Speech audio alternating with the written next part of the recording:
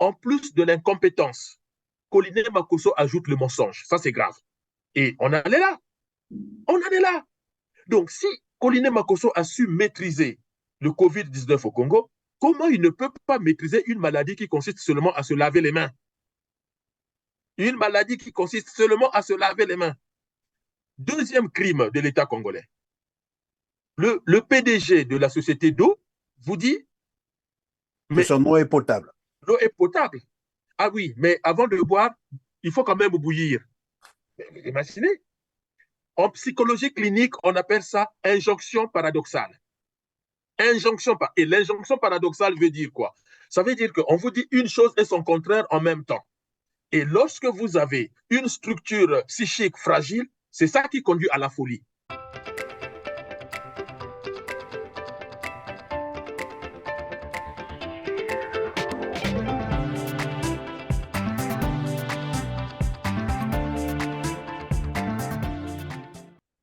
Mesdames, Messieurs, bonjour, ravi de vous retrouver sur TLR TV.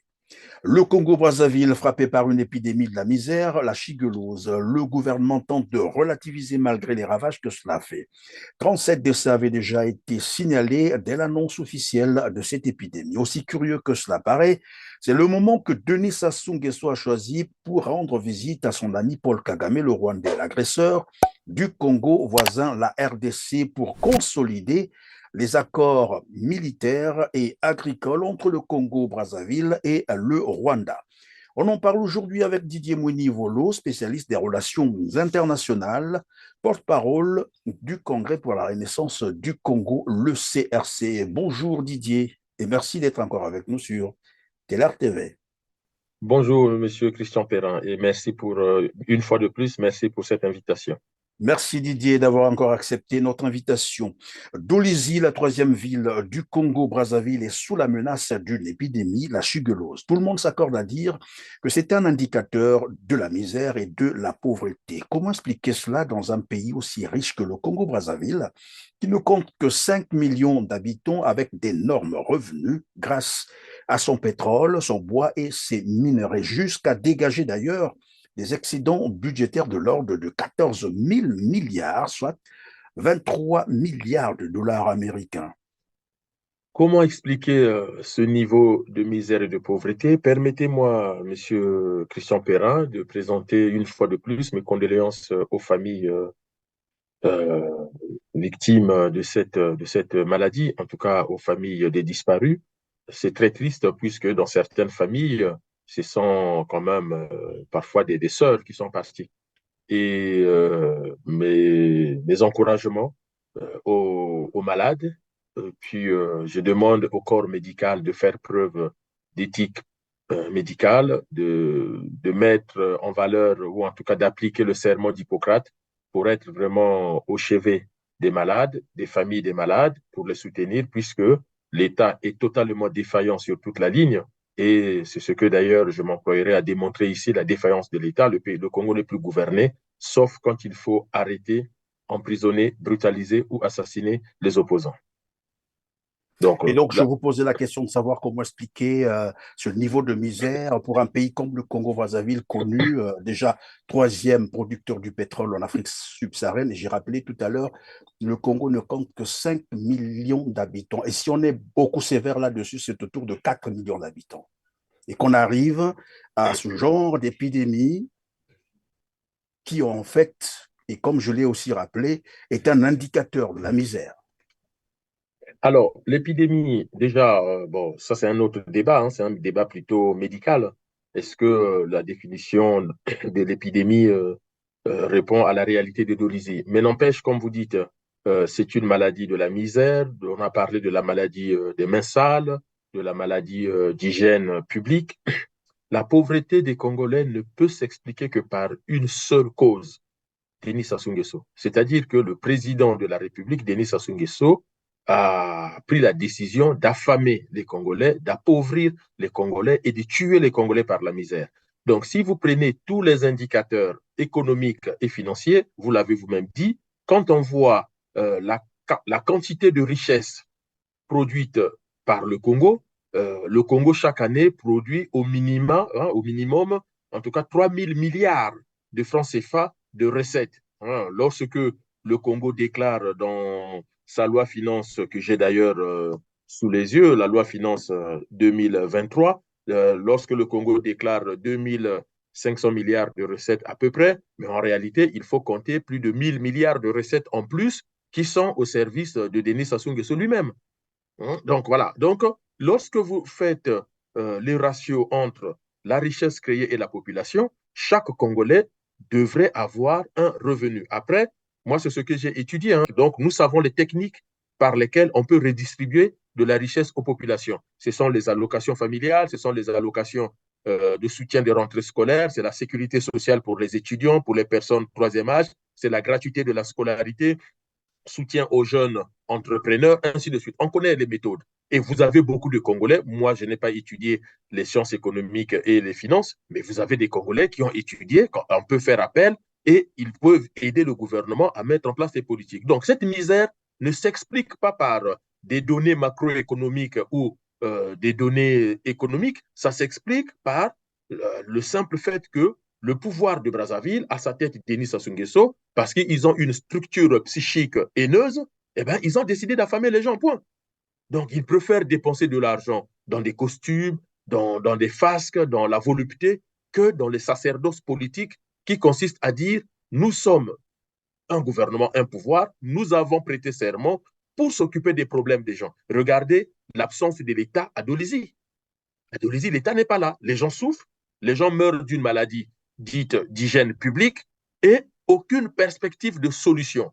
Donc, c'est un pouvoir très dangereux pour sa population, puisque le pouvoir, par essence, est là pour traiter les problèmes de la collectivité, les problèmes de population. Or, le pouvoir a pris la décision d'affamer la population, d'appauvrir la population et de laisser la population mourir. Et pour régler le problème de Dolisie, on fait appel à la mendicité publique. Hein. On va mendier des dons, des cotisations, comme si la République du Congo était une république des SDF, des sans domicile fixe, sans perspective, sans politique publique. Et donc, pour traiter ces problèmes, on est obligé d'aller mendier un peu le mot. Voilà, on va demander à la volonté de chacun. C'est triste comme. Évidemment, Didier Wodi Volo, selon les informations officielles, c'est finalement trois épidémies simultanées, la chigulose, le choléra et la salmonellose. D'accord. Alors, au niveau de la prise en charge, puisque vous avez déjà amorcé, c'est beaucoup plus la communication politique. On assiste beaucoup plus à la communication politique, à la lutte véritable de l'épidémie, avec bien entendu ce que vous venez d'ailleurs de rappeler tout à l'heure, l'apparition de ce qu'on appellerait des philanthropes de circonstances, mais dans la plupart des cas, ce sont les membres du gouvernement congolais bien connus dans les scandales de vol, de pillage, de corruption et de détournement des deniers publics. Quelle lecture faire finalement d'une telle organisation, là où on constate, et vous l'avez aussi dit tout à l'heure, quasiment l'absence de l'État congolais? Le problème du Congo, c'est qu'il est géré par des gangsters. Alors, j'utilise des mots forts, mais vous savez, lors d'un de mes cours de psychosociologie, le professeur nous disait que il faut qualifier la chose, il faut qualifier la réalité pour bien circonscrire les faits, l'analyser, définir et donc trouver des solutions. Parce que si on ne qualifie pas les faits avec exactitude, et d'ailleurs, c'est ça la médecine, si vous ne trouvez pas le bon diagnostic, vous allez fausser le traitement. Donc, la réalité aujourd'hui, quand vous voyez que des gens qui sont poursuivis par les tribunaux d'autres pays pour détournement de fonds publics, parce qu'ils réalisent des achats en France, aux États-Unis, des achats qui sont largement supérieurs à leurs revenus qu'ils déclarent officiellement. Donc, les justices des autres pays ne trouvent comme source de revenus que les finances publiques. Et donc, lorsque vous avez cette bande, ce groupe de mercenaires politiques qui se sont agreffés autour des finances de la République pour s'enrichir au détriment du peuple, comment voulez-vous qu'on puisse les qualifier si ce n'est pas le gangstérisme? Je vous renvoie encore, M. Christian Perrin, à l'étude psychanalytique des groupes. Un groupe se définit par sa mission, par son but. Quel est le but? C'est pour cela que quand on parle de la... Je ne donnerai pas les définitions, mais je demande à ceux qui suivent Teller TV d'aller vérifier dans le dictionnaire. C'est très important. Quand on dit une bande est différente d'une meute. La meute est différente d'une horde. Et chacun des groupes se distingue par son objectif, par son but. Et le groupe Sassou Nguesso, ses enfants, ses amis, les Coliné Makosso, les Pierre Mabiala, y compris l'opposition politique, c'est un groupe des gens qui se sont fixés comme but l'enrichissement personnel. C'est un clan, c'est un club. Regardez les candidatures pour les élections sénatoriales, qu'il s'agisse du côté du PCT ou de l'UPADS, on va chercher les enfants des anciens dignitaires. Motif, Mhm. ah mais son père est connu, son père c'est un ancien premier ministre, son père c'est un ancien membre. Vous voyez, hein, les Kamba Dondo disent Yeto na Yeto. Et on se souvient que dans les années 60, il y en a qui disaient à leurs camarades, qui disaient, mais pourquoi vous prenez tout et rien pour les autres? Ah, Beno Yeto, quoi, là, il est là. Donc, vous êtes venus Oui, nous accompagner. évidemment, vous me rappelez le titre, je crois, il y a un article comme ça que Le Monde avait euh, écrit sur le Congo, intitulé L'élite politique congolaise fonctionne comme une mafia. Bien sûr, C'est véritablement une mafia alors. des criminels intellectuels. Je les traite de criminels pourquoi, monsieur Perrin? Parce que quand ils sont en France, ils officient la science comme il se doit. Ils rentrent au Congo, ils font n'importe quoi. C'est pour cela que notre peuple meurt. Le peuple congolais meurt à cause de la traîtrise des intellectuels, de ceux qui savent. Et j'ai beaucoup aimé entendre cette Madame Munzenze, mais franchement, ça rend encore plus triste de voir que nous avons des compétences comme ça en sciences, en biologie, en physiologie, et les gens sont en train de mourir adolisés. Alors on pouvait faire appel à ses compétences, Il faut à cette l'appeler. expertise. Le C'est très gouvernement facile congolais pourtant. doit l'appeler et la laisser travailler. Vous avez l'Institut Pasteur à Brazzaville. Vous avez le CHU de Brazzaville qui est un hôpital universitaire, donc qui peut mener des expérimentations. Vous avez le laboratoire national ou encore des compétences à travers le monde des Congolais formés. Pourquoi on ne les appelle pas? Donc, c'est la mafia. Quand la mafia fait son business, la mafia n'a pas besoin d'appeler les autorités compétentes. Didier Bounivolo, alors donc revenons un peu sur l'épidémie et l'organisation, bien sûr, la prise en charge. Est-ce qu'on peut parler donc de la discrimination finalement, une discrimination sociale? Sinon, pourquoi est-ce que l'État s'est-il mis subitement en second plan dans cette prise en charge? Parce que c'est comme on l'a dit tout à l'heure, finalement, ce sont des personnalités politiques qui sont passées au premier plan avec les dons, entre guillemets. Mais là encore, on sait d'où vient cet argent. En fait, c'est juste l'argent des Congolais qu'ils ont redistribué, mais autrement, des miettes, en fait, il faut dire ainsi. Alors, donc, je posais la question de savoir, est-ce qu'on peut parler d'une discrimination sociale parce que la situation sanitaire de Dolisie aujourd'hui relève normalement des politiques nationales. La situation sanitaire de Dolisie, je l'avais déjà dit lorsque vous m'avez invité la dernière fois, c'est ce qu'on appelle la santé publique. Voilà, il n'y a pas 36 000 notions ou concepts ou paradigmes. C'est une politique de santé publique. Donc, j'avais posé la question, je n'ai toujours pas de réponse du gouvernement, mais tous les Congolais se posent la question, regardez sur la toile, quelle est la politique de santé publique au Congo? Monsieur Koliné Makosso, Premier ministre de son État, a dit à tout le monde, j'ai 12 batailles. Il a même remis en cause nos capacités intellectuelles en disant, on n'a pas tout lu, on n'a rien compris, et lui se fait pédagogue. Le mot pédagogue, il a utilisé, je me fais pédagogue, je vous explique. Première bataille, c'est autour de l'hôpital. OK, autour des problématiques de santé publique. On accepte. Eh bien, aujourd'hui, Koliné Makosso doit revenir devant les Congolais pour expliquer si réellement ce qu'il nous a dit, c'est la vérité. Pourquoi aujourd'hui, dans le cas de Dolisie, ça ne marche pas? Koliné Makosso a dit par ailleurs tout ce que son gouvernement a fait dans la lutte contre l'épidémie de Covid-19, épidémie très virulente, avec des millions de morts, qui a nécessité beaucoup de moyens. Il y a une expression française qui dit qui peut le plus, peut le moins. Souvenez-vous, monsieur Perrin, j'ai dit sur votre chaîne, en plus de l'incompétence, Koliné Makosso ajoute le mensonge. Ça, c'est grave. Et on en est là. On en est là. Donc, si Koliné Makosso a su maîtriser le Covid-19 au Congo, comment il ne peut pas maîtriser une maladie qui consiste seulement à se laver les mains? Une maladie qui consiste seulement à se laver les mains. Deuxième crime de l'État congolais. Le PDG de la société d'eau vous dit, Que mais son eau est potable. l'eau est potable. Ah oui, mais avant de boire, il faut quand même bouillir. Vous imaginez?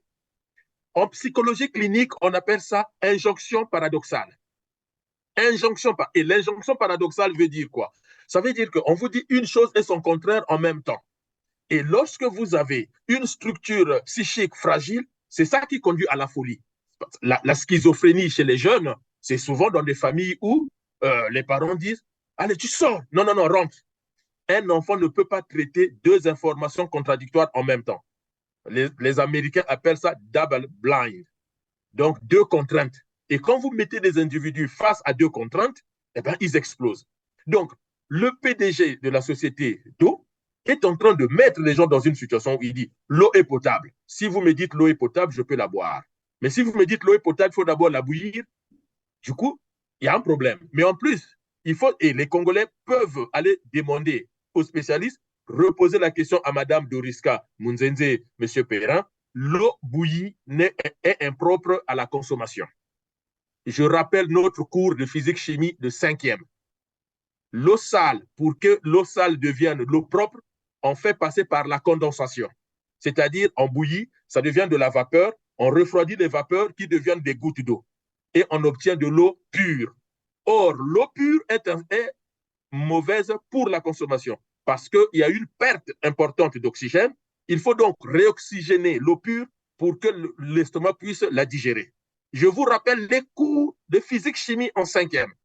Voilà que le PDG de la société d'eau vient conseiller aux Congolais une pratique dangereuse pour leur santé. C'est un criminel. Mais voilà qui relance encore le débat sur la compétence de ceux qui gouvernent le le Congo, Congo. sinon qui dirigent ces entreprises. Parce que si ce que vous êtes en train de dire, mais alors là, il faut qu'on Mais interpelle quand appelez même les le directeur chimistes. général de la LCDE, qu'on appelle ça. Oui. Et il faut qu'on arrive à établir les responsabilités. On a l'impression que, et c'est comme je disais, il faut qu'on commence à se poser quand même la question de savoir qui est réellement le patron de cette entreprise actuellement Mais, monsieur, qui dessert mais monsieur, l'eau au Congo-Brazzaville, parce que finalement, ce n'est pas seulement à Dolisie, Pointe-Noire, Brazzaville, un peu partout, on voit bien des images qui circulent sur les réseaux sociaux, comment l'eau est sale. Et lorsqu'on mais nous dit que l'eau monsieur Perrin, potable est inodore, incolore, mais déjà rien que la couleur de l'eau qu'on nous présente sur ces images laisse à désirer. monsieur Perrin, Alors, il vous conseille parlez désormais de bouillir l'eau potable. vous parlez du directeur de la société d'eau, mais prenons le Premier ministre, monsieur Colline Makosso, sur France 24, affirme que au Congo, il n'y a plus de problème d'eau et d'électricité. Tout le monde a l'eau potable. Je vous dis encore que lorsque, en plus de l'incompétence, les responsables politiques, les responsables d'État, les membres du gouvernement viennent devant les chaînes nationales et internationales vous dire le mensonge, comment peut-on qualifier ces gens-là? D'idiots, d'incompétents, de mafia? Soyons sérieux. Soyons sérieux. Aujourd'hui, M. Aziz Dominique de Marseille est en train de nous sortir l'encyclopédie, est en train de nous sortir le français de l'Académie française, mais que Aziz Dominique de Marseille vienne expliquer aux Congolais comment Colline Makosso peut se permettre de dire sur France 24 que tous les Congolais ont accès à l'eau potable, alors qu'on sait que c'est faux. Comment Colline Makosso peut dire sur France 24, je l'ai suivi, qu'il n'y a plus de problème d'électricité au Congo, alors que c'est faux. Lui, Aziz Dominique de Marseille, intellectuel qu'il est, journaliste d'investigation qu'il est, lorsque un Premier ministre vient dire des mensonges, lorsque le président de la République dit des mensonges, parce que Denis Sassou Nguesso parle des hôpitaux. Mais aujourd'hui, quand on a un problème de santé publique, les hôpitaux ne sont pas opérationnels. Savez-vous qu'à Dolisie, vous n'avez même pas de chirurgien de façon pérenne? Il n'y a aucun chirurgien. Or, la chigellose, monsieur Perrin, parmi les conséquences, c'est quoi? Il y a des perforations des intestins. Nous avons la jeunesse congolaise, l'avenir du Congo, des 0 à 25 ans, qui est en train de mourir pour cause d'une maladie qui entraîne des perforations d'intestins. Zéro chirurgien dans tous les hôpitaux de Dolisie. Zéro chirurgien, c'est-à-dire affecté à Dolisie de façon pérenne. Là, avec la chigellose, ils viennent d'envoyer un chirurgien pour voir un peu ce qu'il faut faire. Mais Mais si vous un n'avez pas chirurgien pour combien de malades finalement?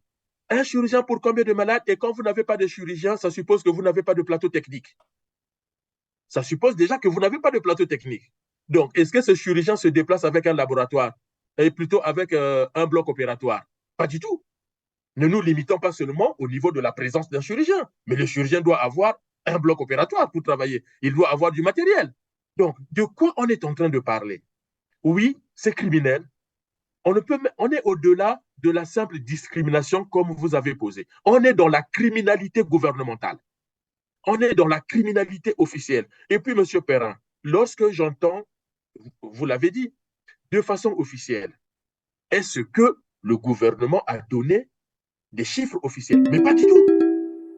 Pas du tout. Pas du tout. Vous avez ce petit député de Louvakou qui va organiser un enterrement symbolique avec la ministre des Affaires sociales et on ne cite jamais la responsabilité de la République, de l'État. À chaque fois, on parle de cette fameuse association de Banadol. Mais c'est criminel. Le gouvernement, la République, l'État, c'est le lieu d'expression et de protection des intérêts de la collectivité. À chaque fois qu'intervient un problème de collectivité, c'est la responsabilité du président, du Premier ministre, du gouvernement et de toutes les institutions de l'État, y compris le préfet du département du Niari. Oui, mais c'est ce qui relance donc ici la Tous responsabilité, aux comme vous abonnés l'avez dit, absents. des structures locales, bien entendu. Le rôle, par exemple, de la préfecture ou même des municipalités urbaines, puisque ça existe. Qu'est-ce que, mais, Monsieur Perrin, c'est quoi la préfecture? La préfecture, c'est la présidence de la République en miniature. Le préfet, c'est le représentant du président et du gouvernement au niveau local. Le préfet, c'est à la préfecture sont concentrés tous les ministères.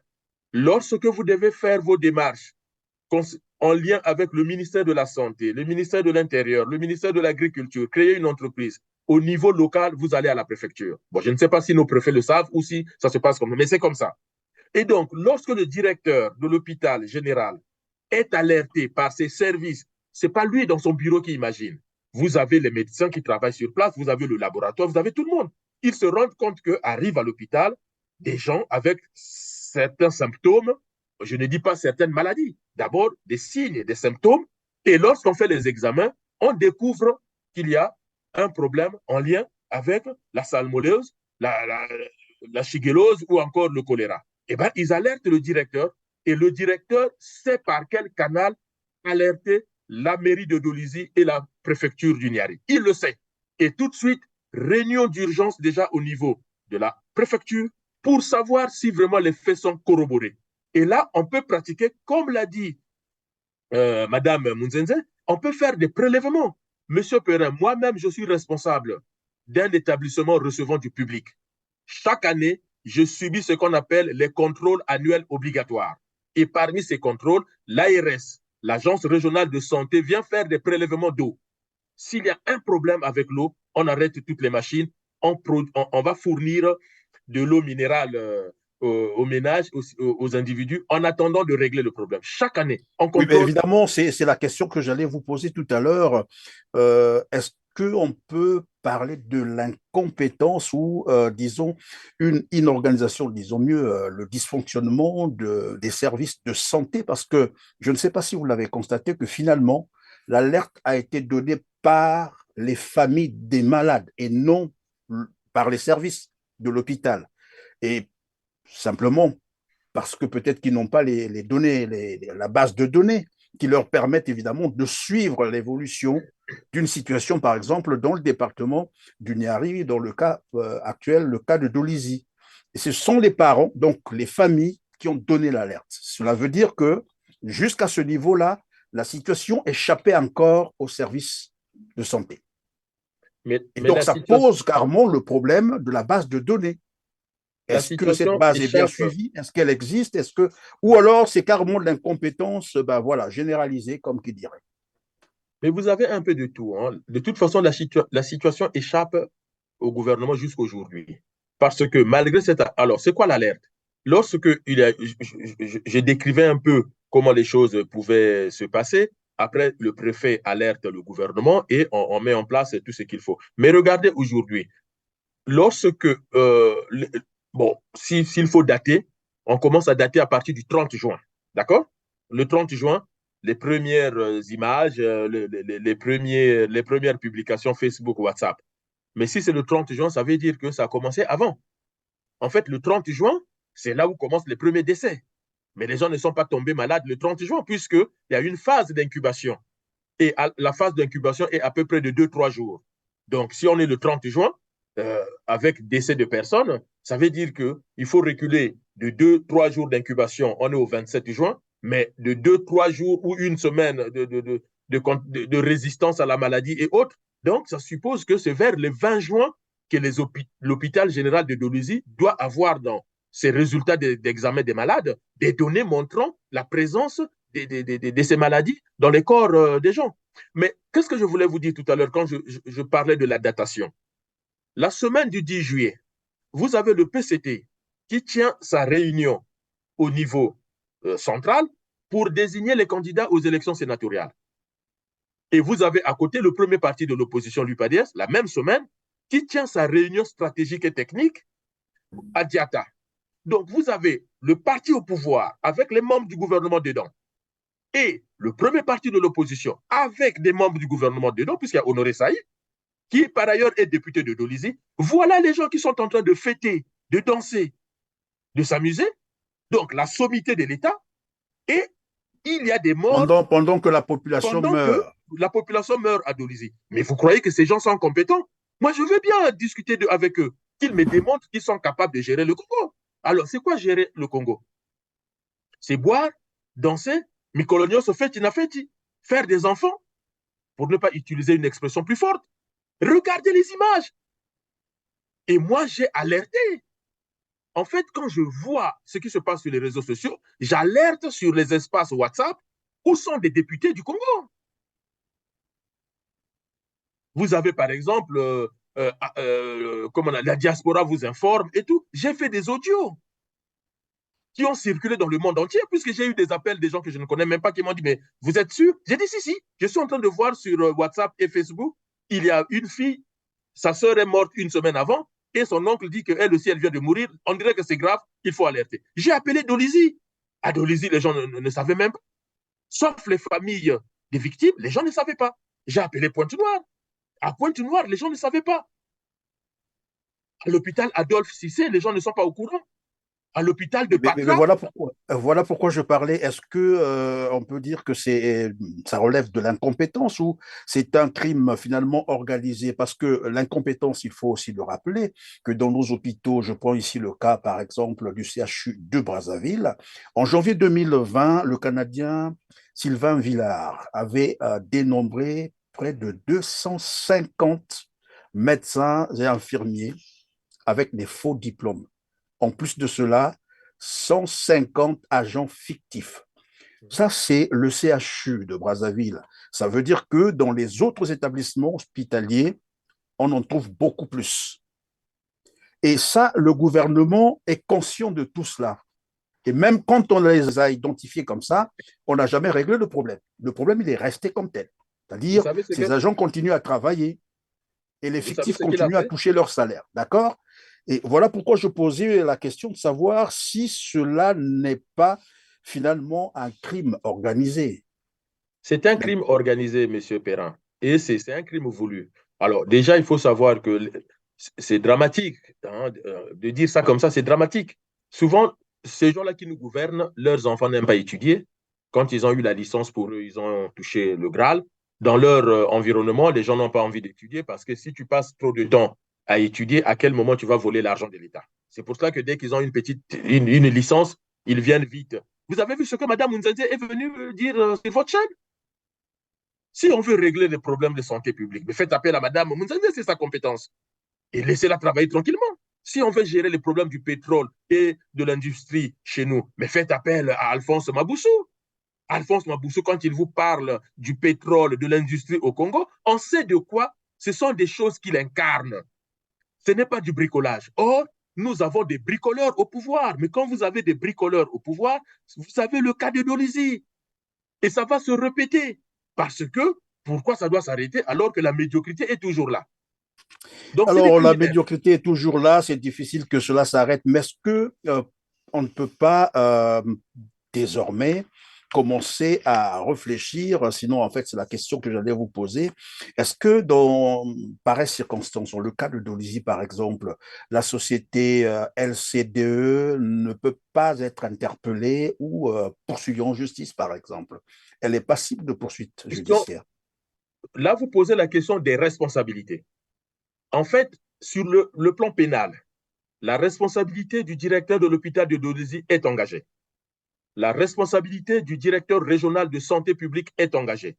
La responsabilité du préfet, du maire de Dodésie, du directeur général de la santé, le ministre de la Santé et le Premier ministre et, in fine, le président de la République. C'est-à-dire, ils doivent expliquer à la justice congolaise comment se fait-il qu'il y a eu une telle chaîne de défaillance. Et puis, on doit, en plus donc des enquêtes judiciaires pour établir les responsabilités depuis le président jusqu'au directeur de l'hôpital général, il faut donc engager ce qu'on appelle une enquête administrative et un audit du système de santé publique au Congo.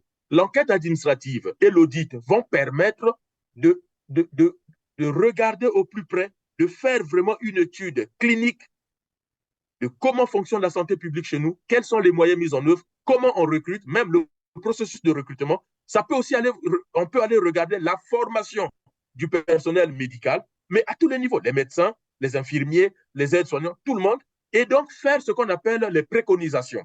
C'est-à-dire, pour avoir un service de santé viable, répondant aux attentes de la population, que devons-nous faire?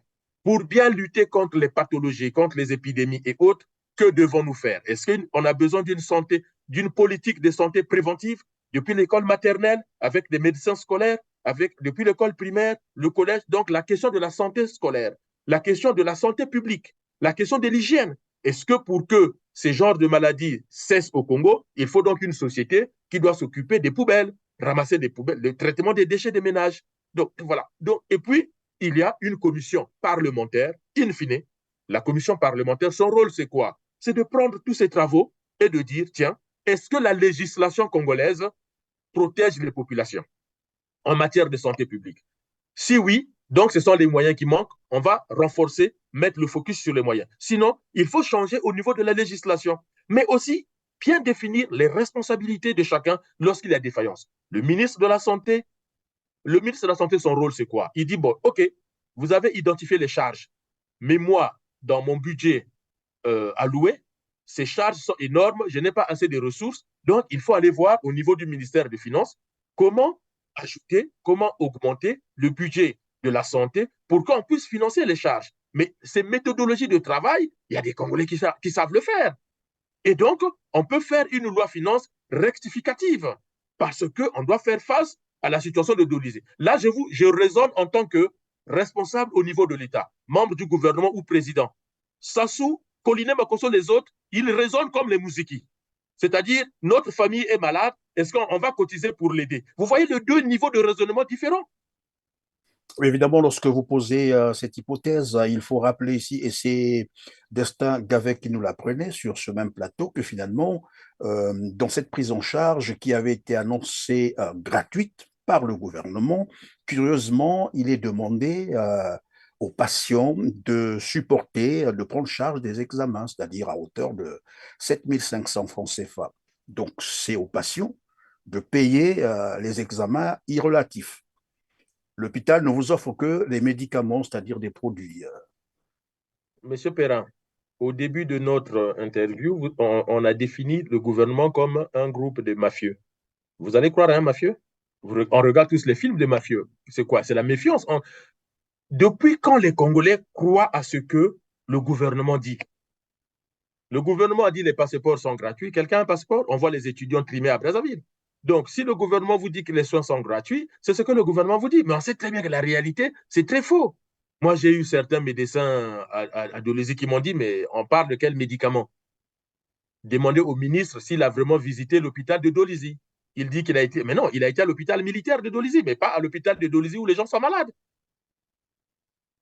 Et La même les je... médicaments dont on parle, puisque je crois la grande partie, ce sont les dons qui ont été faits par ces personnalités qu'on a évoquées au départ, au début de cette émission. Et je posais d'ailleurs la question de savoir, mais ils ont apporté les médicaments, les antibiotiques en fonction de quoi? De quel diagnostic?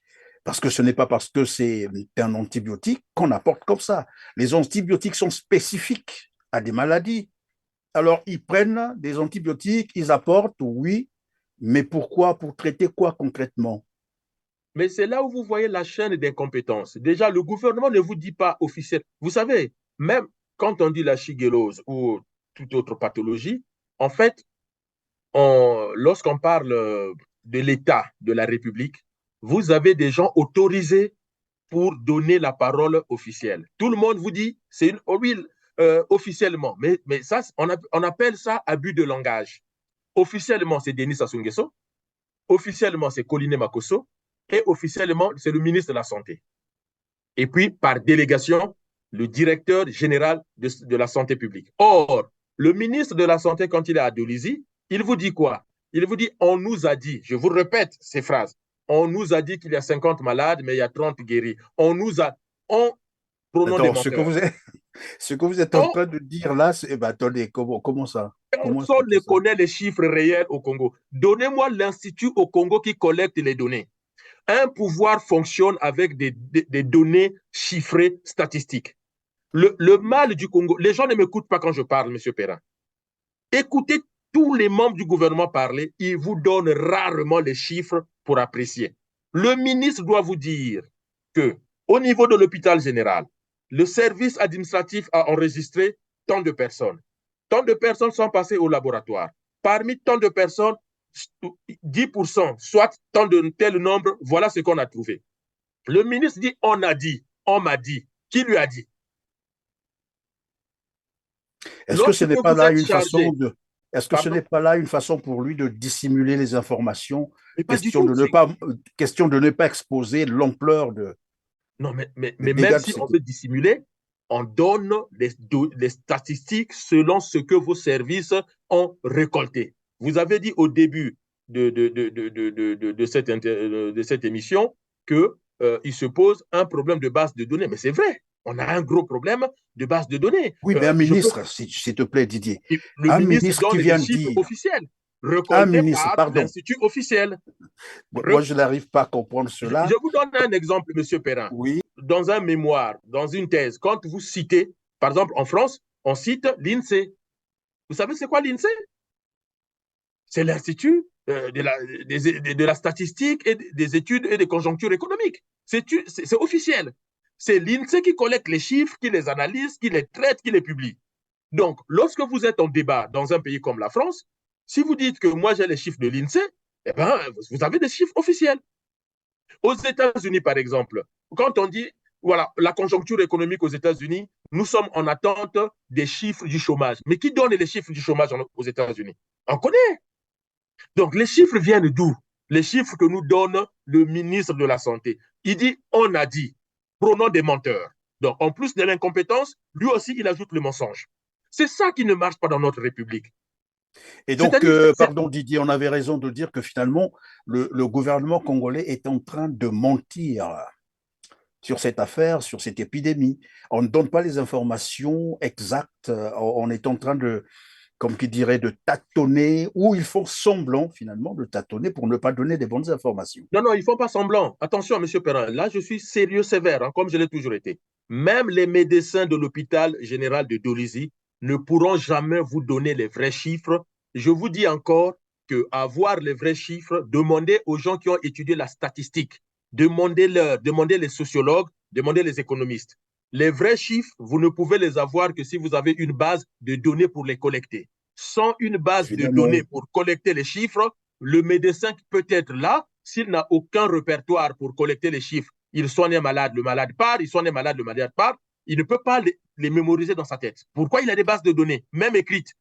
Même ouais, mais écrites. ce que je suis en train de dire, ça craint parce que si on n'a pas la maîtrise de ces bases de données et qu'on ne contrôle pratiquement rien, parce que lorsque un ministre vient dire on nous a dit, cela veut dire que il ne contrôle rien. Mais en tout cas, tout l'échappe. Et je comprends finalement pourquoi est-ce que ces gens-là ne se traitent pas au Congo. Vous avez tout compris. C'est pour cela que dès qu'ils ont la moindre fièvre, ils fuient ailleurs. Ailleurs, c'est pourquoi? Mais parce que euh, renseignez-vous auprès des Congolais qui habitent à l'étranger. Ils vous diront, moi j'ai eu telle maladie. Je prends par exemple l'hypertension artérienne. Beaucoup de Congolais, comment ils les découvrent? Parce que le médecin lui dit, mais tiens, ça fait 2 ans que je vous consulte. À chaque fois quand je vous prends la tension, voilà là où vous en êtes. Ça fait quand même 6 mois, ça fait 1 an, ça fait 2 ans. Est-ce que ça vous dit de voir un cardiologue pour examiner un peu? Mais le médecin chez nous, c'est pas de sa faute, hein, c'est tout le système qui est comme ça. Il y a une telle médiocrité professionnelle dans tous les secteurs, dans tous les domaines. ou du jour au lendemain, il ne sait pas.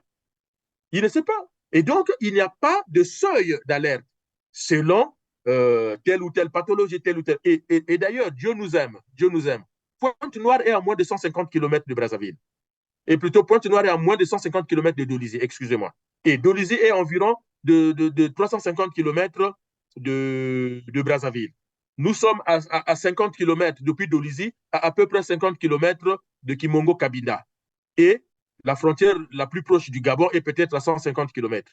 Si la RDC n'est pas alertée, si le Gabon n'est pas alerté, si le Gabon n'a pas fermé sa frontière, la RDC n'a pas fermé ses frontières, ça veut dire que le problème de Dolisie, c'est un problème de médiocrité du gouvernement et du pouvoir. Ce n'est pas un problème de santé publique pour s'alarmer. C'est pour cela que je ne m'affole pas. Ou simplement parce que le Congo, le gouvernement congolais n'a pas communiqué dessus. C'est ça le problème, en fait. Il faut savoir que dans le monde, vous avez ce qu'on appelle l'Organisation mondiale de la santé. L'Organisation mondiale de la santé a des méthodes de travail pour savoir si ce qui se passe à Dolisie peut arriver au Gabon, en RDC, à Brazzaville ou à Pointe-Noire, par les flux, parce que les gens bougent. D'accord? Donc, tout de suite, l'OMS peut alerter le gouvernement gabonais et le gouvernement de Kinshasa en disant fermez vos frontières parce que sinon, ça va vite arriver chez vous. Si l'OMS ne s'affole pas, si Médecins sans frontières ne s'affolent pas, si les organisations internationales ne s'affolent pas, parce qu'ils ont, tout le monde à identifier que le problème de Dolisie, c'est la médiocrité de Denis Sassou Nguesso, c'est la médiocrité du gouvernement congolais. On donne 2, 3 produits, c'est réglé. On donne l'eau potable pour se laver les mains. Eux-mêmes, ils le disent, c'est la maladie des mains sales. Mais lavez-vous les mains. Ce n'est pas une question pour s'alarmer, c'est une question d'hygiène publique. C'est-à-dire que cette personne qui est contaminée, même si cette personne voyage au Gabon et il arrive au Gabon, il dit bonjour aux gens, alors qu'au Gabon, les gens se lavent correctement les mains, il y a le facteur risque, c'est en dessous des zéros. C'est pour ça que les gens ne s'alarment pas. Mais combien ils ne savent pas? Ils sont à la tête de l'État, mais ils ne savent pas. Et ils vous laissent dire épidémie, épidémie, mais pour faire peur aux gens. En réalité, et c'est ce que je voulais comprendre, en réalité, ce n'est pas une épidémie en tant que telle, c'est plutôt des organisations du système de santé, la misère, la pauvreté voilà, qui est C'est tout. à l'origine de cela. En fait, ce qui se passe à Dolisie, c'est le traitement émotionnel. Sur le plan psychologique, c'est ce qu'on appelle le traitement émotionnel de l'actualité. En fait, quand vous avez 1000 cas signalés et 5 décès, ben, c'est une maladie classique. Je rappelle que le paludisme tue 4 millions de personnes en Afrique chaque année. Ce qui se passe à Dolisie, c'est parce que ça touche des 0 à 25 ans, les jeunes. Quand ça touche les jeunes, c'est toujours quelque chose d'assez émotionnel de voir les jeunes partir, mais c'est un problème qui se règle en une semaine. Vous faites confiance aux médecins, vous leur donnez les moyens, on donne les moyens à Dolisie d'avoir de l'eau potable. Madame Munzenze a été brillantissime. Elle dit, lorsqu'il y a de telles choses, la première chose qu'on va aller vérifier, comment les matières fécales, en fait, ça se passe même au niveau moléculaire. Comment les molécules de matière fécale se retrouvent dans la nourriture ou dans l'eau ou dans ce qu'on va consommer. Et donc, il faut donc voir, il y a une chose que les gens n'ont pas peut-être pris en compte à Dolisie. Mais Dolisie, il y a 20 ans, il y avait combien d'habitants à Dolisie? Aujourd'hui, vous avez 203 000 habitants à Dolisie. Donc, les problèmes des villes, plus la ville gonfle en termes de croissance démographique, mais plus il faut régler les problèmes sanitaires. Madame Mounzanze, une fois en plus, a pris l'exemple de certains quartiers de Pointe-Noire où c'était des cimetières et que la nécessité d'avoir des maisons a fait qu'on a rasé les cimetières. Quelque temps après, les gens ont construit des puits, mais oubliant qu'ils sont en train de construire des puits sur des sites où il y avait des cimetières. Avec une Qui nappe a fait des phréatique prélèvements, comme déjà elle l'a dit, contaminée. pour, sachez-le, Monsieur Perrin, l'eau des nappes phréatiques n'est pas l'eau potable. Je ne sais pas qui a dit au Congo que l'eau des nappes phréatiques est une eau potable, mais c'est faux. Lors des inondations, par exemple, les nappes phréatiques sont contaminées. Si vous enfouissez les matières chimiques au sous-sol, mais ça va contaminer les nappes phréatiques. Pointe-Noire est une ville très industrialisée, avec du pétrole partout. Dites-moi, les parties de Pointe-Noire qui sont souillées par le pétrole, dites-moi qu'il n'y a pas de connexion pour que cette eau soit puisse Ça a s'échapper contaminé, oui, vers oui. des zones éloignées et dans 10 ans, 20 ans, à Pointe-Noire, on va développer les cancers, des maladies, je ne sais pas de quel type, et on va oublier tout ça. Mais excusez-moi, mes chers compatriotes, vous qui suivez TLR TV, mais vous avez des Congolais qui ont étudié. Rabelais disait, nul n'entre ici s'il n'est géomètre. Faites appel à ceux qui ont étudié, chacun selon son domaine d'activité. Les Congolais disent Kinsamu Nabangatio. Je suis désolé d'être assez sévère comme ça. Ben, bien entendu, pourquoi pas? Il faut être parfois sévère à un moment donné lorsqu'on veut régler aux grands mots, les grands remèdes, dit-on. Alors, curieusement, c'est dans ce contexte de crise sanitaire, j'allais dire une épidémie mortelle, retenons donc ce terme, que Denis Sassou Nguesso a choisi de se rendre chez son ami Paul Kagame, le Rwandais. Et donc, avec vous, on va comprendre que peut représenter, par exemple, euh, un tel geste pendant que les compatriotes meurent d'une épidémie. Le président de la République se déplace pour aller rendre visite à son ami Paul Kagame. Ici, la première question, c'est d'abord, en fait, c'est le premier volet, hein. On va d'abord regarder l'image que cela renvoie, par exemple, sur le plan sous-régional, en rappelant bien entendu que Paul Kagame est aujourd'hui connu comme l'agresseur de la RDC, le Congo démocratique, depuis pratiquement 2 décennies, avec plus de 10 millions de victimes. Je répète, plus de 10 millions de victimes, des centaines de milliers de femmes violées, mutilées.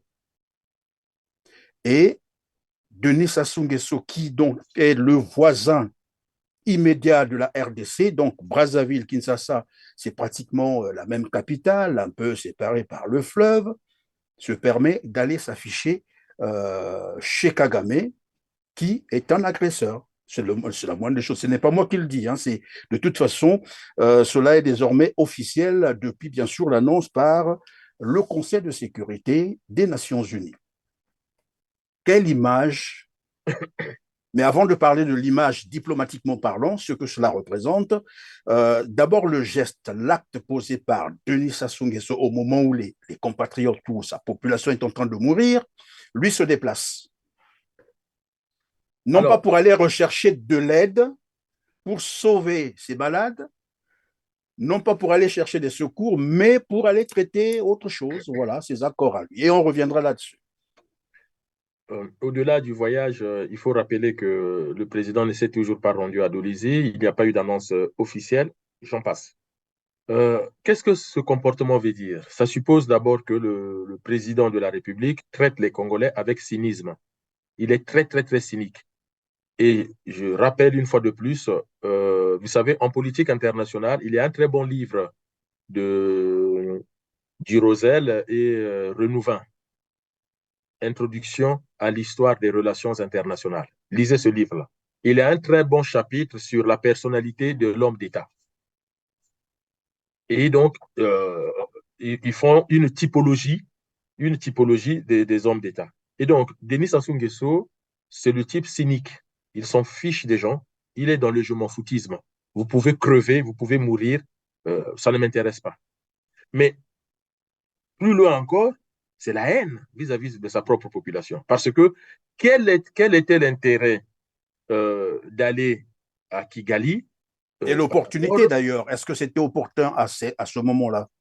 mais on n'a pas, vous savez, il y a des réunions sur le plan international qu'on ne peut quasiment pas annuler. Par exemple, la réunion entre le chancelier allemand et le président français.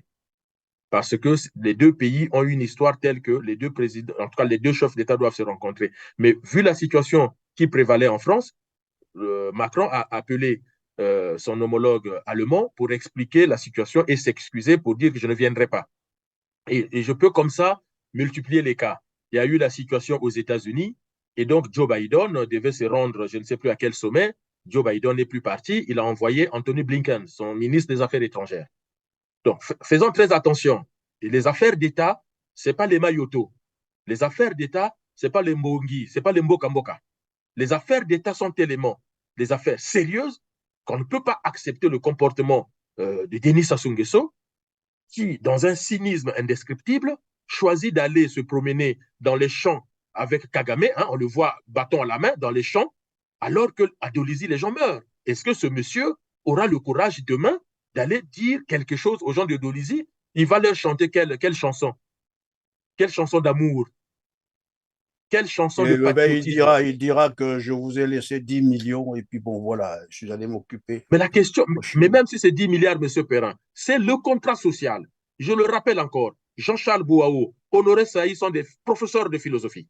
Le contrat social, c'est que Denis Sassou Nguesso dit, j'arrive comme président, je m'occupe de vos problèmes, tous vos problèmes. Et là, au lieu de s'occuper des populations de Dolisie, mais on peut dire la même chose. Il n'est jamais allé dans la Likwala quand il y a eu des inondations. Il n'a jamais fait le tour du pool pour dire que je suis désolé, bon, il y a eu des massacres, mais on va reconstruire. Il n'est jamais là où il faut. Donc, c'est un comportement cynique, c'est un comportement de haine vis-à-vis de la population, c'est un comportement de quelqu'un qui est dans le je m'en foutisme. Et ça rappelle quoi chez ce monsieur? Ça rappelle que ce monsieur a un vrai problème de relation affective. Je n'ai pas envie d'aller très loin. Je vous ai toujours dit, invitez les psychologues, cliniciens, les psychiatres, ils vous diront que ce monsieur a souffert des carences affectives. Il ne sait pas aimer les gens. Sachez-le, appelez les psychologues et les psychiatres. Dans son enfance, Denis Sassou Nguesso a souffert de ce qu'on appelle les maladies des carences affectives. Quand il vous chante que son père, sa mère, c'est faux, c'est vraiment le prototype de quelqu'un qui n'a pas été aimé dans son enfance, déjà dans sa famille, qui a grandi en étant peut-être, on appelle ça le, le vilain canard, le petit vilain canard, souvent des groupes. Et donc, à la fin, quand il arrive au pouvoir, il a ce comportement-là. C'est pour ça qu'en politique internationale, on va aussi rechercher la personnalité de l'homme politique, la personnalité de l'homme d'État. Et quand vous avez cette personnalité de quelqu'un qui est très narcissique, qui a souffert des carences affectives, c'est-à-dire qui a recherché sans cesse l'amour de l'autre, d'abord l'amour des parents. Et donc, c'est ce qui fait qu'autour de lui, il pense que toutes les femmes l'aiment. Et donc, il a envie de coucher avec toutes les femmes. Mais parce que c'est comme ça qu'il interprète ça. Mais c'est la typologie des carences affectives pendant l'enfance. Allez lire le développement psycho-affectif de l'enfant et de l'adolescent. Tout se joue à ces âges-là. Et vous lirez tous les psychologues cliniciens, tous les psychiatres, le développement psycho-affectif chez l'enfant et l'adolescent. À l'âge adulte, vous avez le prototype de Denis Sassou Nguesso. Donc, vous pouvez tous crever, il va voyager. Parce que lui, il pense que vous ne souffrez pas. Et de toute façon, si vous souffrez, c'est pas grave. Vous finirez par réussir. Moi, j'ai souffert dans mon enfance. Je n'ai pas été aimé. On ne me regardait pas comme un enfant aimé, désiré. Dans les groupes avec les Marien Gwabi, les Yombi, les Ikoko, les Louis Sylvain Goma, les Diawara, j'étais le petit vilain canard. Il me tapait dessus. Mais je suis devenu quand même président par coup d'État militaire. Bah, donc, je Voilà. m'en Et fiche. donc, ce qu'il fait subir au peuple congolais, pour lui, c'est pas grave. Ils finiront par s'en sortir. Et vous savez comment les pédagogues appellent ça? La pédagogie noire. Allez vérifier, il y a des livres. Alice Miller a écrit un très bon livre sur la pédagogie noire. Et donc, si vous ne faites pas une analyse psychologique, psychiatrique, sociologique, pédagogique, vous n'allez pas comprendre le comportement de Denis Sassou Nguesso. Et c'est pour ça qu'il voyage, alors que les gens meurent à Dolisie, alors que partout au Congo, il y a des problèmes. Et d'ailleurs, c'est pour ça qu'il dépense de l'argent en donnant aux étrangers au lieu de régler les problèmes. Parce que dans sa pensée imaginaire, dans sa pensée magique, il pense que le Congo finira par réussir parce que lui, il a réussi malgré les souffrances. Alors, donc, s'il n'aime pas les Congolais, c'est pour autant aussi vendre les terres des Congolais aux Rwandais. Vous savez, ces accords qui ont été signés il y a un an prévoyaient 10 000 hectares des terres arables du Congo-Brazzaville vendues au Rwanda. Et curieusement, lors de sa dernière visite, on a vu, on a entendu son fils, Christelle Denis Sassou Nguesso, devant ses partenaires rwandais, parler finalement de 11 000 hectares. Ce n'est plus 10 000 hectares, c'est maintenant 11 000 hectares de terres arables. Et jusque-là, évidemment, il y a une ambiguïté parce que je ne sais pas s'il y a des Congolais qui savent ce que contiennent ces accords, mais je ne pense pas, parce que ces accords n'ont jamais été débattu à l'Assemblée nationale. Et donc, on est passé de 10 000 à 11 000 hectares. Je vous laisse d'abord suivre un extrait, évidemment, de l'allocution que tenait Denis Christel Sassou Nguesso devant leur partenaire rwandais. Et on reviendra pour votre réaction. Le projet de développement agropastoral à Yamba, dans le ranch de Massangi. Une autorisation express d'occuper 11 000 hectares de terre au profit des fermiers rwandais a été délivrée par les autorités congolaises compétentes pour le développement de ces activités agropastorales. Bien, voilà. Alors, Didier Bodi-Volo, vous venez là de suivre avec moi cette allocution, l'extrait d'ailleurs, de l'allocution de Denis Christel Sassou Nguesso devant ses partenaires rwandais, qui affirme désormais ces 11 000 hectares des terres arables du Congo qui sont affectés, qui sont donnés, il faut le dire, au Rwanda. Et dans le même temps, au Congo-Brazzaville, on nous a rabâché les oreilles avec, je ne sais pas, un programme d'agriculture, de développement de l'agriculture. Il a même parlé de Kwanga, Kwanga, Safou, ainsi de suite. Et voilà, aujourd'hui, voilà, il a décidé de donner les terres arables aux Rwandais, mais un accord que personne n'a lu au Congo, personne ne connaît quels sont les termes de cet accord. Et c'est ce que moi j'ai constaté, je peux me tromper, mais c'est un accord qui est en train d'être géré finalement par un cercle fermé de la famille Sassou Nguesso. Donc on y voit le père, donc le dictateur Denis Sassou Nguesso, et son fils. Ce sont ces deux-là qui sont autour de cet accord-là. Alors, quelle lecture faites-vous finalement d'un tel accord, par exemple?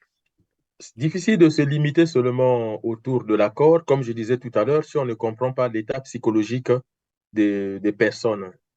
Denis Sassou Nguesso, à un moment donné, il se dit, il a raison de se limiter. Vous avez vu, le père, le fils. Alors la suite, c'est quoi? Est-ce qu'autour d'eux, c'est les mauvais esprits ou les saints esprits? Je ne sais pas. Donc, les Congolais pourront juger. Pardon, juste un complément. De toute façon, depuis un certain temps, je ne sais pas si vous l'avez constaté, Denis Sassou Nguesso se balade désormais. Il voyage rien qu'avec sa famille. Donc, sa fille, son fils, son neveu, son oncle, voilà. C'est Il est cela dans qui la constitue désormais la le cercle délégation fermé, comme on présidentielle. dit. Voilà. Il voyage avec le cercle fermé, le cercle biologique. Mais je vous explique pourquoi. Quelle analyse cela appelle?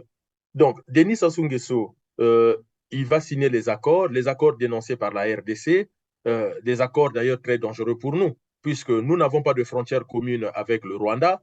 Comment voulez-vous qu'on puisse signer des accords militaires de défense mutuelle? C'est-à-dire, si le Rwanda est attaqué, nous on intervient, et si le Congo Brazzaville est attaqué, le Rwanda intervient. À quel titre? Comment le Rwanda pourrait même intervenir au Congo si nous sommes attaqués? C'est bidon. Et en plus, quel est le pays en conflit immédiat avec le Rwanda? C'est notre voisin, la RDC. Mais la RDC, c'est quoi? Moi, je vous rappelle encore, comment on appelle ça? L'histoire. Moi, j'étais au département d'histoire et j'ai beaucoup aimé les cours de mon professeur Eugène Onyami, vie culturelle au Moyen Congo. Il faut savoir que dans le cours enseigné par Eugène Onyami à Bayardel, au département d'histoire, vie culturelle au Moyen Congo, mais en fait, c'est le titre Moyen Congo, mais en fait, c'est Congo-Brazzaville et Congo-Kinshasa. Nos chansons se sont interpénétrées. À un moment donné, moi, quand j'étais jeune, quand j'entendais Yulu Mabiala chanter, je pensais que Yulu Mabiala était de Kinshasa. Donc, faites-moi la différence entre un teke de Brazzaville et un teke de Kinshasa. Et Stervos Niarkos avec Papa Wemba enchanté, Kinshasa, Brazza et Zalimbo Kamoko, Kaka et Balé Kabolom, c'est ce qu'on nous a enseigné. Le roi Makoko régnait jusque de l'autre côté de Kinshasa. Le roi Congo régnait sur les territoires aujourd'hui de deux Congos, de l'Angola et jusqu'au-delà. Prenez, monsieur Perrin, mais c'est grave. Prenez la frontière Congo-Brazzaville. Depuis Lubangui jusqu'à la côte atlantique, depuis le Bangui au nord jusqu'à la côte atlantique au sud, nous avons en commun les mêmes familles. Moi, j'ai des amis Kamba Dondo, quand il y a eu des décès dans leur famille, ils ont dit on n'enterre pas maintenant, on attend notre famille du côté de la RDC. Alors, partout, moi j'ai des amis du nord. Vous savez, on a Imfondo. Mais les Congolais savent que Imfondo a sa sœur jumelle en face, Imfondo du côté de Kinshasa. Nous avons Mosaka. Mais en face, nous avons Mosaka côté RDC. Nous avons Tongo. Et vous savez comment je l'ai su? Mais parce que j'ai voyagé de Brazzaville jusqu'à Bétou. Donc, à chaque fois que vous voyagez, vous avez le village côté Congo-Brazzaville. Et en face, vous avez le village, à l'époque, c'était le Zaïre, côté Zaïre. J'étais émerveillé. Mais j'étais vraiment émerveillé. Et on va tuer tout ça par narcissisme de Sassou Nguesso et de sa famille. Mais je dis à nos frères RDC, mais révoltons-nous tous contre ce genre de pouvoir. La population de la RDC doit se révolter, non pas contre les Congolais de Brazza, mais contre Denis Sassou Nguesso. Parce que ce qu'il fait, c'est inadmissible. Qu'est-ce que nous avons à gagner dans des accords militaires communs? Et donc, si Kagame est en guerre contre Kinshasa, donc nous allons nous battre du côté de Kagame. De facto, évidemment, puisque ce sont des accords militaires. De facto, Brazzaville doit intervenir, doit aider. C'est ça ce que ça veut dire, le Rwanda contre. Les Ngala disent au lit, au tondi, peu au séqui. Mais c'est un délire. Si Kinshasa est attaqué, seul le Congo-Brazzaville peut venir au secours de Kinshasa. Je suis meurtri de savoir que Sassou ne s'investit pas sur la situation à l'est de Kinshasa et va copiner avec Kagame. C'est terrible. C'est terrible. Il y a 3 pays qui ne peuvent pas se faire la guerre. C'est le Congo-Brazzaville, c'est l'Angola et la RDC. Mais on peut ajouter le Gabon. Comment voulez-vous que le Congo-Brazzaville et Kinshasa, qui ont en commun 80% de leur peuple, puissent entrer en conflit, même diplomatique? On peut avoir des conflits commerciaux autour du fleuve Congo, le partage. Mais vous savez, j'ai toujours rêvé des entreprises. Est-ce que tout ça, pardon Didier Mouini-Ivolo, est-ce que tout ça, c'est comme vous le disiez tout à l'heure, c'est un peu la méchanceté de monsieur ou on peut parler d'un, j'allais dire, un manquement diplomatique? Non. Si vous dites manquement diplomatique, vous parlez de quelqu'un qui a des compétences diplomatiques. Donc, il y a eu un manquement. Mais là, vous êtes dans une structure psychologique malade. Je vous explique pourquoi. Et ça a été renforcé par quoi? Vous avez une bonne analyse, M. Perrin, vous l'avez dit, qui ne voyage plus qu'avec sa famille. Mais c'est normal. C'est normal. Sassou, c'était, on disait le clan Boshi, le clan Nord, le groupe du Nord. Sauf qu'en 2016, premier événement, Okombi Salissa lui tourne le dos, Mokoko lui tourne le dos, parce qu'à un moment donné, Okombi Salissa le dit, Mokoko le dit, ils le disent. Non, ça va trop loin. On ne peut pas accepter ça. Ça va trop loin, stop. Non, mais pendant que vous le dites, évidemment, c'est une interprétation peut-être qu'il faut aussi comprendre. On sait qu'au départ, lorsqu'il arrive au pouvoir, Sassou 1, c'est presque tout le Congo qui est autour de lui. Au fur et à mesure, le cercle se rétrécit, conférence nationale. Après, lorsqu'il arrive à par les armes, bon, oui, quelques personnalités, mais là, de plus en plus, il s'est refermé. J'en arrive. Donc, en 2016 déjà, lorsque Okombi Salissa et Mokoko sont candidats, et Dieu sait qu'au Congo, on a voté en masse pour Mokoko, hein, on pense même que c'est lui qui a gagné, Sassou se rend compte que, même dans son propre cercle, il y a des gens qui voudraient que les choses changent sans lui. Et donc, pour une personnalité, comme je disais tout à l'heure, qui a eu des carences affectives, qui a un narcissisme fort, qui est cynique, mais Sassou, aujourd'hui, il y a 2 notions ou 2 concepts psychologiques pour le comprendre. C'est la paranoïa et le sentiment de persécution permanent. Et ça, c'est lié aussi à l'âge. Quand on arrive à l'âge de Sassou Nguesso et qu'on a eu ce parcours de vie, la paranoïa, c'est sûr. Et donc, les personnes qui arrivent à ce stade-là se referment, s'isolent, et donc ils restent entourés que de leur cercle. On a eu ça chez Mao Tse-tung, on a eu ça chez Hitler. Donc c'est un cercle de fidèles, mais fidèles de chez fidèles. Et donc les autres, c'est des acolytes, c'est des sbires, c'est des griots pour faire valoir. Et d'ailleurs, ce n'est pas pour rien qu'il a nommé son fils ministre de la coopération internationale et du partenariat public-privé. Il verrouille donc le Premier ministre. Et ça se le dit je termine juste. Il le dit dans le décret de nomination que toute activité de tel ministère, dès que c'est en lien avec un sou, il faut passer par lui. Et donc, nous sommes là dans un groupe pathologique. Voilà. Ils se croient tous persécutés, on nous déteste, on ne nous aime pas, donc, yetona yet. Voilà. On va rester entre soi. Et le entre soi, c'est toujours bien.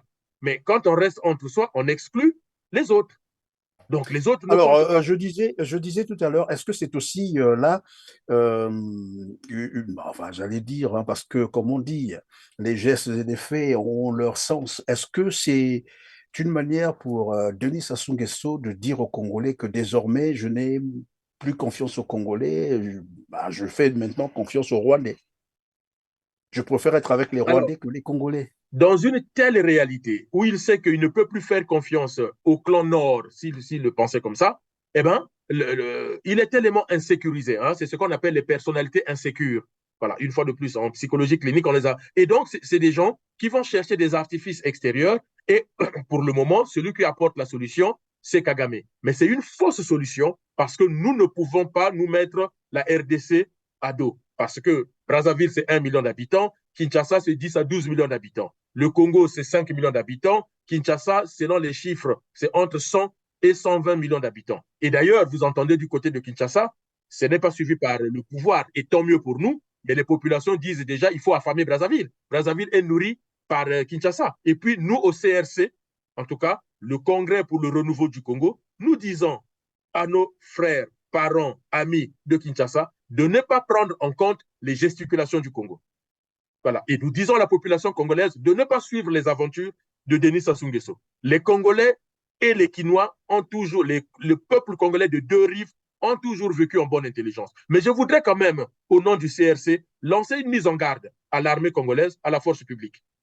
On sait que parmi les militaires, les gendarmes, les policiers, il y a ceux qui ne sont pas pour ces accords. Mais sachez-le, si on fait venir les Rwandais au Congo, les agriculteurs, nous savons tous que ce ne sont pas des agriculteurs, ce sont des troupes prépositionnées. Tshisekedi a dit, ce qui se passe aujourd'hui à l'ouest de notre pays nous rappelle ce qui s'est passé à l'est. Et donc, il faut faire très, très, très attention. Les militaires congolais, s'ils laissent Sassou continuer ses aventures, devraient se préparer à se battre sur le territoire congolais contre les Rwandais. Mais pas le peuple rwandais. Le peuple rwandais n'y est pour rien du tout. C'est les gens de Kagame. Sachant que nous avons déjà, et lors d'une émission sur votre chaîne, j'avais parlé des 8000 Hutus réfugiés que le HCR a demandé qu'ils repartent au Rwanda. Le HCR, c'est le Haut Commissariat aux réfugiés, qui dit aujourd'hui, les données montrent qu'il n'y a plus besoin, ils peuvent rentrer. Mais c'est le gouvernement congolais qui refuse qu'ils rentrent. J'entends par-ci, par-là qu'ils ont refusé de rentrer. Non, même le ministère des Affaires étrangères n'a pas voulu. Quand c'est comme ça, vous faites pression pour que les gens rentrent. Or, à la place, au lieu de demander à ces 8000 Rwandais de rentrer, le ministère des Affaires étrangères leur propose la nationalité congolaise. Voilà. Donc, pourquoi ils veulent que ces gens-là restent? Et puis, quand vous entendez les accords économiques, les accords sur l'agriculture, l'élevage, là encore, M. Perrin, aucun chiffre. Aucun chiffre. Il faut que Christian Denis Sassou Nguesso vienne expliquer aux Congolais c'est quoi, où sont ces terres-là. Le Congo, les Congo, les Teke, les Luango, les Mboshi, les tribus au Congo sont des agriculteurs. Marien Ngouabi n'a pas fait ce que Sassou fait, alors que c'est lui qui était le premier président du PCT. Yomi Opango n'a pas fait ce qu'il a fait. Mais Marien Ngouabi doit se retourner dans sa tombe. Jacques Opango, grand initiateur comment on appelle ça, de l'unité nationale au Congo, mais Jacques Opango doit être malheureux dans sa tombe. Les Titélé, les Youlou, les Massamba Déba sont tristes dans leur tombe. Ils ne comprennent pas qu'est-ce qui se passe dans la tête de ce monsieur. Alors, une fois de plus, il faut convoquer dans le sens intellectuel, dans le sens scientifique. Il faut convoquer Théophile Obenga et les historiens qu'ils vous expliquent comment les peuples disparaissent. L'Égypte pharaonique a disparu comme ça. L'Égypte pharaonique, à l'origine, c'est une civilisation négro-africaine. Et d'ailleurs, si vous regardez les archives d'histoire ou de politique internationale, l'Égypte ne fait pas partie du Maghreb. L'Égypte fait partie de l'Afrique noire. Hein? Moi, quand je suis au département d'histoire, l'Égypte, or, quand vous regardez les populations égyptiennes, ce n'est plus le cas. Donc, les civilisations naissent, les civilisations peuvent disparaître. Et par le jeu que joue Sassou, oui, nous pouvons disparaître. Et déjà aujourd'hui, on voit bien dans nos villes, les populations en train de changer. Aujourd'hui, sans stigmatisation, sans haine. Non, je vous donne là les éléments sociologiques. Vous avez à Brazzaville et à Kinshasa de plus en plus des Asiatiques qui parlent lingala, qui épousent nos femmes, qui font des enfants avec nos femmes. Donc, au bout d'un siècle, eh ben, même Brazzaville et Kinshasa quand quelqu'un va arriver, et il va voir, il va croire que ces métis asiatiques et noirs sont autochtones. Qu'est-ce que vous voulez? Et donc, on ne joue pas avec la politique migratoire. On ne joue pas avec la démographie. On ne joue pas avec la population. Si les Européens, l'Union européenne ne veut pas voir la Turquie dans l'Union européenne, la seule raison, si on peut résumer, c'est la démographie. Parce qu'on ne veut pas avoir des masses de Turcs envahir les villes et les pays comme la France, l'Allemagne, pas l'Angleterre, la Suède et les autres. Donc la démographie est une donnée importante. 8000 Rwandais qui sont déjà là.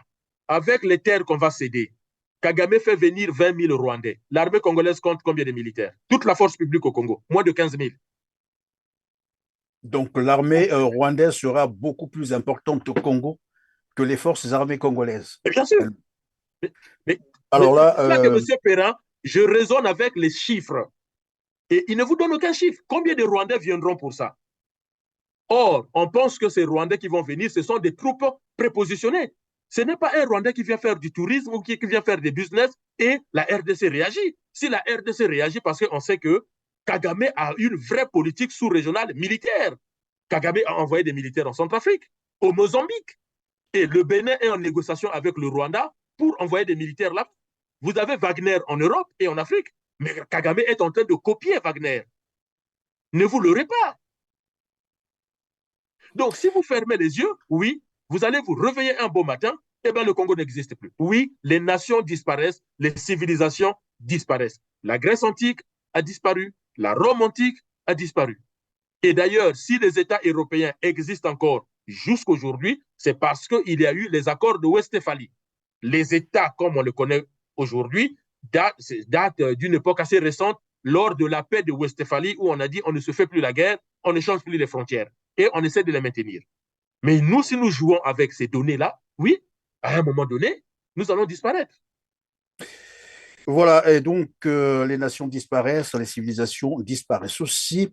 Didier Mouni-Volo, nous sommes à la fin de cette émission. Je rappelle que vous êtes spécialiste des relations internationales, porte-parole du Congrès pour la Renaissance du Congo, le CRC. Nous sommes arrivés à la fin de cette émission. En tout cas, merci d'avoir été avec nous, mais je vous laisse quelques secondes pour conclure.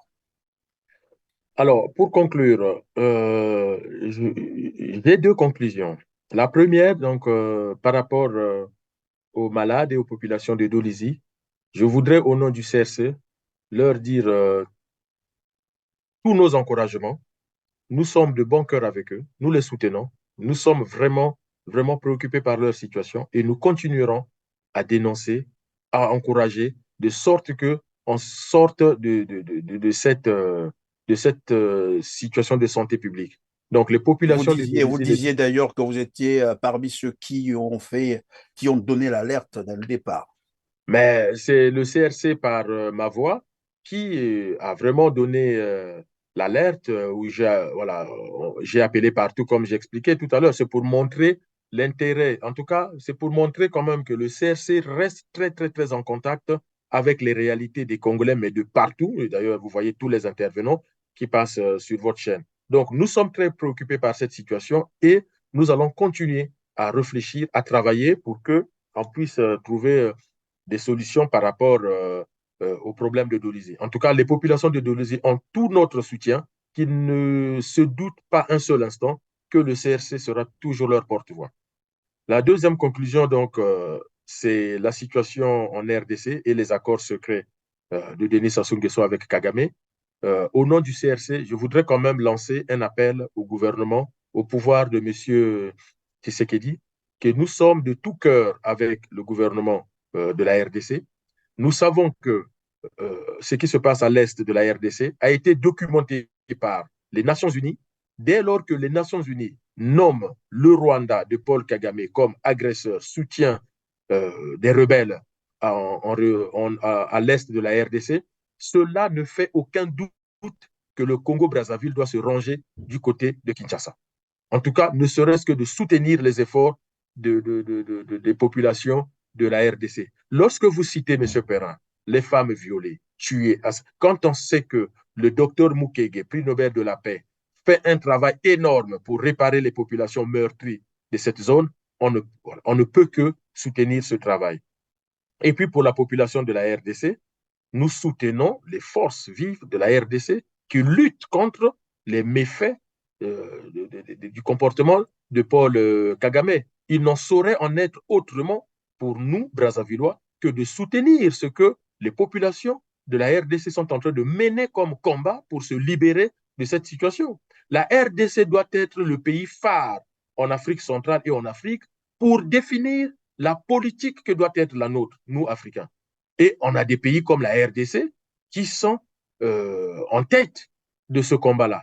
Et nous sommes avec eux de tout cœur. Au nom donc du CRC, nous disons à nos frères, amis, parents de la RDC que nous les soutenons, nous leur apportons notre soutien indéfectible pour qu'on trouve des solutions au niveau de ce qui se passe à l'est de leur pays. De toute façon, nous avons toujours condamné ce qui se passe à l'est de la RDC et nous souhaitons que l'Union africaine s'investisse, l'Union européenne, les Nations unies. Maintenant qu'on a pointé le Rwanda comme agresseur, qu'est-ce qu'il faut faire? Moi, je suis tout à fait d'accord lorsque Tshisekedi dit on a pointé la Russie comme agresseur et donc les décisions sont prises, les sanctions économiques sont prises et le Rwanda est considéré comme agresseur. Et vous savez ce qui s'est passé en plus que moi j'ai condamné au nom du CRC? On va nommer Louise Mushikiwabo comme la sainte patronne de la francophonie, un pays qui n'est même pas francophone. Donc, vous voyez. Et d'ailleurs, la RDC avait fortement critiqué ce choix et déjà à l'époque, le CRC soutenait la position de la RDC. Donc, il n'y a pas l'ombre d'un doute sur la prise de position pour nous au niveau du CRC par rapport à la situation de Dolisie et par rapport à la situation à l'est de la RDC.